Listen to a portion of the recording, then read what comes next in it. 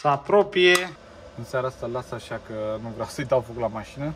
Oh, uite cât e de topită, frate.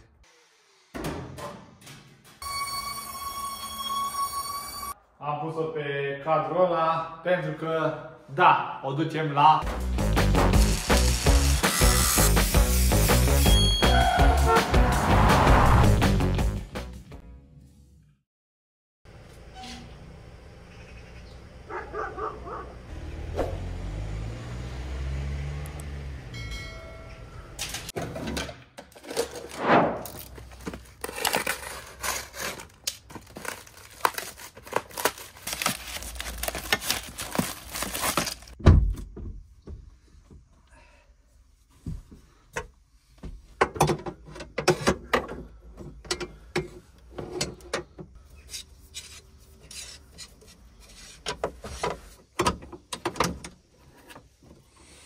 Yay! În sfârșit avem și noi țeavă de asta aici, nu știu ce. Salutare și bine ați venit la un nou episod. În altă parte nu o găsești decât din dezmembrări această, nu știu ce e exact, tub, țeavă, ghidaj, oricum ține cablu să se încordeze când tragi frâna de mână. Acum trebuie să-l strângem aici frumos.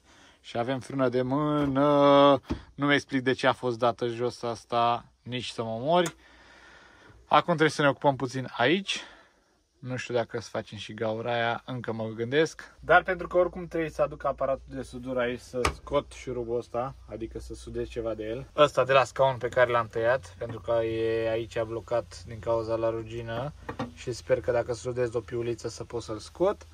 Dacă tot aduc aparatul, aș zice să pun și un peticel acolo.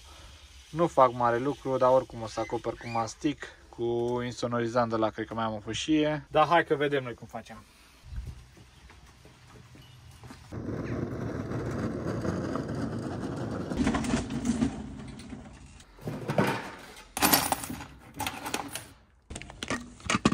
Deci, în primul rând, piulița asta trebuie să o sudăm aici.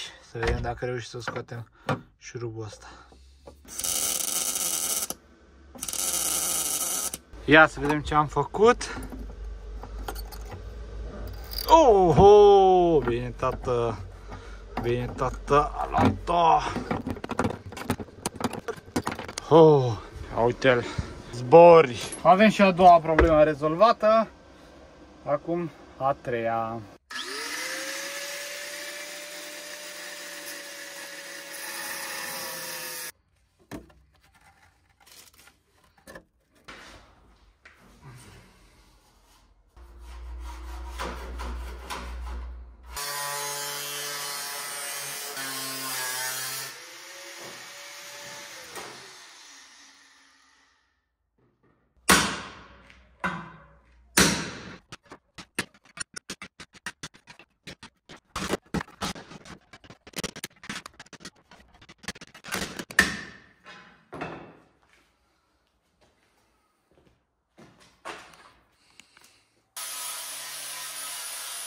Dacă îmi permitea răbdarea să-l bat puțin mai mult, ieșea mult mai bine.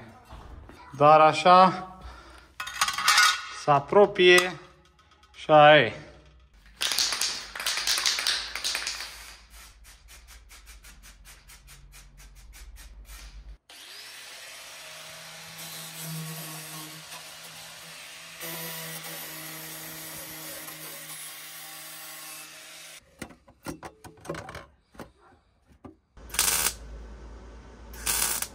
Nu prea e combinație. Oh, ce am făcut aici?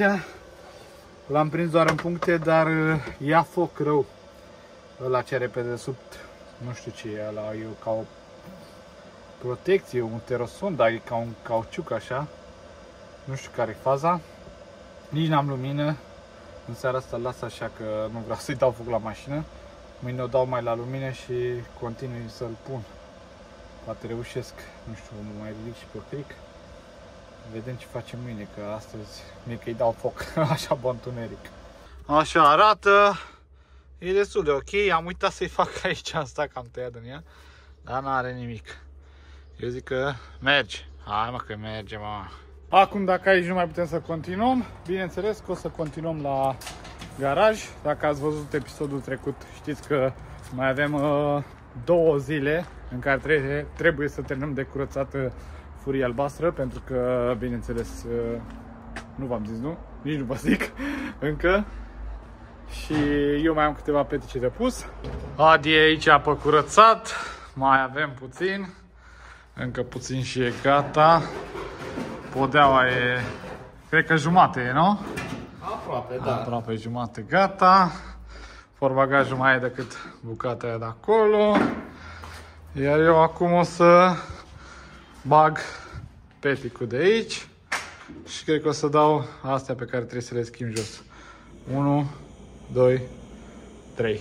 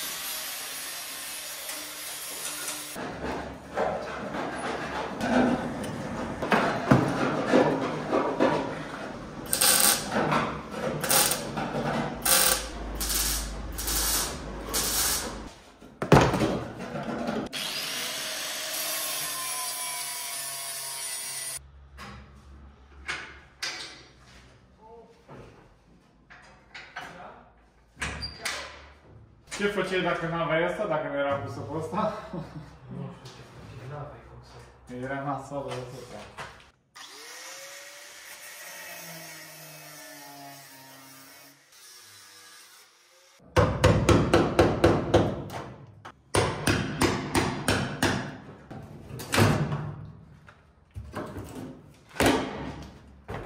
Să-mi bag picior.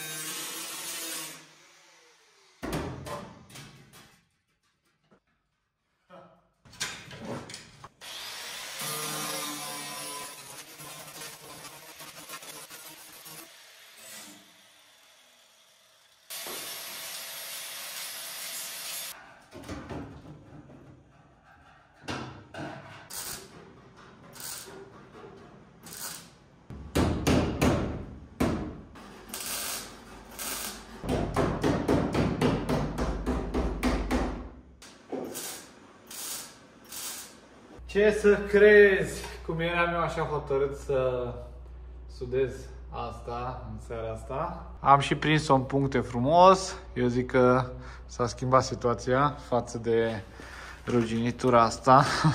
Ia uite-o. Dar nu m-a lăsat. Ce? Sârma, frate. 5 kg de sârmă am consumat. Cred că mai am o rolă pe sus, dar în seara asta nu mai am chef de nimic. Eu acum o să merg să mă odihnesc, dar voi însă, dacă nu aveți somn și cumva sunteți în căutare de o mașină second hand, vreți să vă schimbați pe aia sau vreți să vă luați, nu aveți și vreți să vă luați mașină, aș face bine să încercați să scăpați de o țeapă cu car vertical, sponsorul nostru. Avem cod de reducere Alex Șerban, are 20% reducere la raport. Sau primul link în descriere, de când dai click pe el, reducere aplicată, bagi frumos serie șasiu și o să-ți dea un raport ca ăsta de aici, în care poți afla dacă mașina a fost furată, avariată, dacă ai noroc poți să găsești și poze, să vezi cam cât de rău a fost avariată, sau dacă n-a fost poți să găsești cu ea frumoasă, sau după ce a fost reparată, cât e de frumoasă. Și bineînțeles poți să afli dacă are număr de kilometri real sau nu. Cam asta e, eu trag draperiile, de fapt sting lumina și fac întuneric în garaj.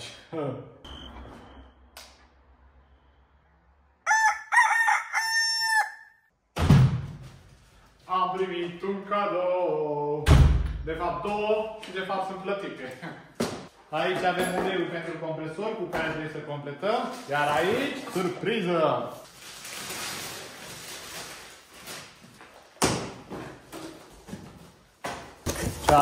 Ce avem? Oh, piesulețe!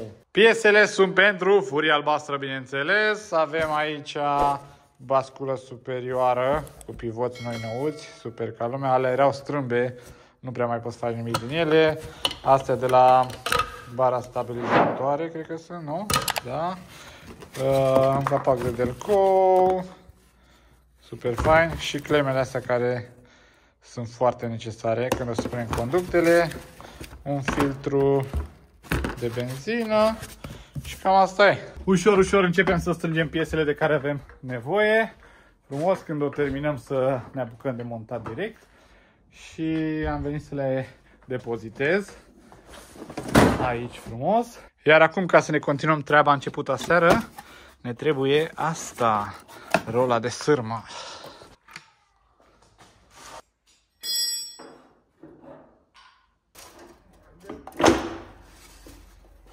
Gata! Avem și sârmă. Să ne luăm masca și să continuăm ce am început.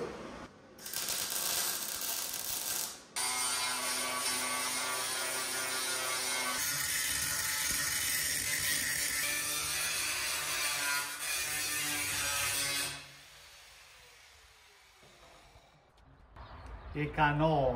Am polizat cât am putut în poziția asta. Mai puteam, dar mă chinui mai mult cu ăsta, mă dor mâinile.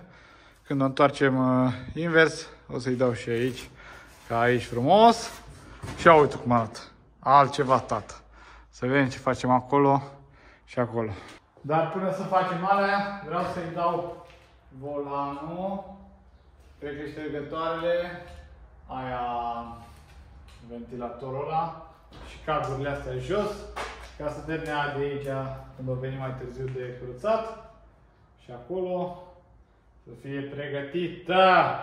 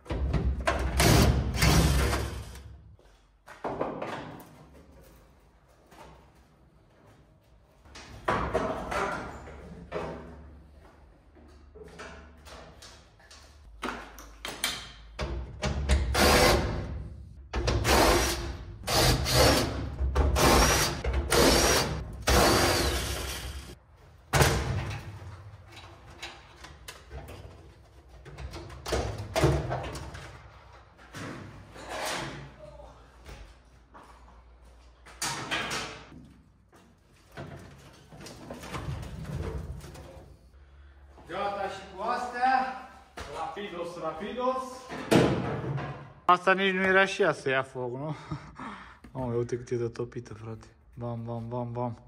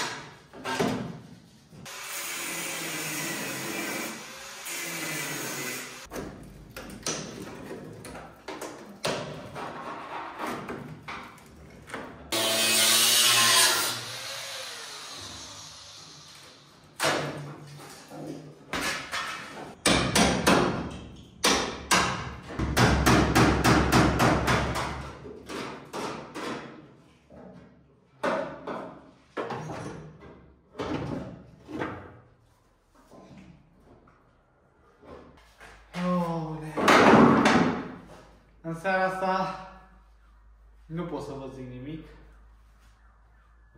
O să vă pun un filmuleț să descrie starea mea de acum. Nu sunt supărat, sunt mor de supărare, sunt trist cu adevărat. Trist, trist, trist. În viața mea n-am simțit asemenea tristețe. The next day.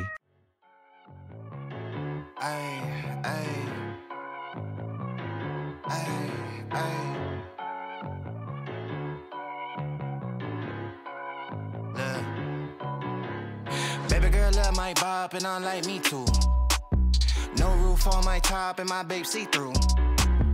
Hating on the pen, don't stop, shit ain't gon' feed you. I've been all on my grind, so why I need you? Baby girl love my bop and I like me too. No roof on my top and my babe see through. Hating on the pen, don't stop, shit ain't gon' feed you. I've been all on my grind, so why I need you? Big flex, my swole up. Double cup and I'm pulled up. Niggas hating like hold up. What's the problem? I'm pulled up. Big flex, my swole up. Hard body, they fold up. Shawty say I done glowed up. Double text on my phone up. Fuck with your boy, I'm the man of the year. I'm not a fan of your peers. Serve him a fate, I'ma hand him the shears. He not the man of your peers. Heart of a lion, I'm trampling fears. I love the man in the mirror. Cry me a river to stand in the tears. You better stand in the clear. I'm going crazy, niggas fugazi. How would they ever gon' fuck with a kid? Put it on, baby, it do not faze me. Boy, I do not give a fuck what you did. Eating that kitty, she stuck to my rib. How can I trust him? He fuck with the pigs. Bro got a Glock and a couple of C's. He think about splitting a couple of wigs. Shotty my DNA all real, nigga. Sweatsuit all heel figure. And I ain't even got a deal with you. If I ain't never split a bill with you. Aleluia! Aleluia! În sfârșit, acum am început să mai revin din supărare. Până acum n-am avut chef de nimic, decât am zis să o pregătesc, să vă zic. Cred că v-ați dat seama deja pentru ce am pregătit-o, am dat-o jos de pe WhatsApp, am pus-o pe cadrul ăla, pentru că, da, o ducem la sablat. Furia albastră va fi dusă la sablat și elementele astea de aici, pragul ăsta pe care trebuie să-l pun, pentru că aici am avut problema seara cu pragul ăla, a trebuit să-l scot, că era plin de mizerie, avea și rugină pe acolo. Și o să sablăm furia aici, motor, pe podea, pe dedesubt totul, frumos, pe aici bineînțeles, interior tot frumos sablat, pe aici și în portbagaj sablat. Și ăsta, și ăla, și ăla. Capota pe interior, nu știu dacă am mai zis. Și acum, da, sunt un pic mai liniștit. Mi-a mai recăpătat moralul. Aseară m-am cam necăjit cu ăla. Dar îmi revin repede eu când văd că iese treaba bună. Și acum am și emoții. Sper să iasă bună. Deja la cine ducem să sablăm asta, mi-a trimis poze cu o lucrare pe care a făcut-o înainte și îmi place ce a făcut. Deci sper să fie super ok treaba.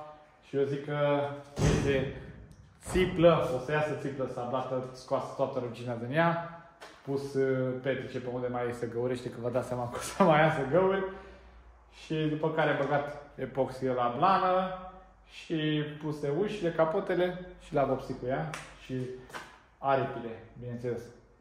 Nu știu dacă să le pun pe alea sau să caut aripi. Cred că aș căuta niște aripi să fie ok. Una e strâmbă, am văzut, și sunt strâmbe și pe la muchii de alea. În fine, nu mai contează, vede noi, cert e că mâine dimineață plec cu el la sablat, dar voi o să vedeți asta în episodul următor, cred, pentru că ăsta îl încheiem aici, trebuie să mă apuc de editat neapărat. Bătrâna noastră e pusă pe raft, așa arată, ia priviți, am montat două rafturi ca să pot să scot cadrul ăsta de sub ea, bam, care a venit aici și acum stă pe alea în care era prinsă pe WhatsApp. Și stă foarte bine, foarte frumos pe rafturile astea. Furia, ia uite-o, e frumoasă pe cadru. Îi mai prindem o kingă două aici, o legăm frumos pe platformă. E curățată, cu toate că o să fie sablată cu alică și am înțeles că ar fi scos și terosonul, dar nu sunt sigur. Oricum am zis, fie treaba ca lumea, să-l scoatem, să fim noi siguri că ducem rugina la gară. Da, cam asta e. Nu știu dacă mai trebuie să vă zic ceva. Vai trebui să vă zic că trebuie să vă abonați, să vedeți lucrarea aici de milioane la furia asta. Și să dați și voi un like, că avem mare nevoie.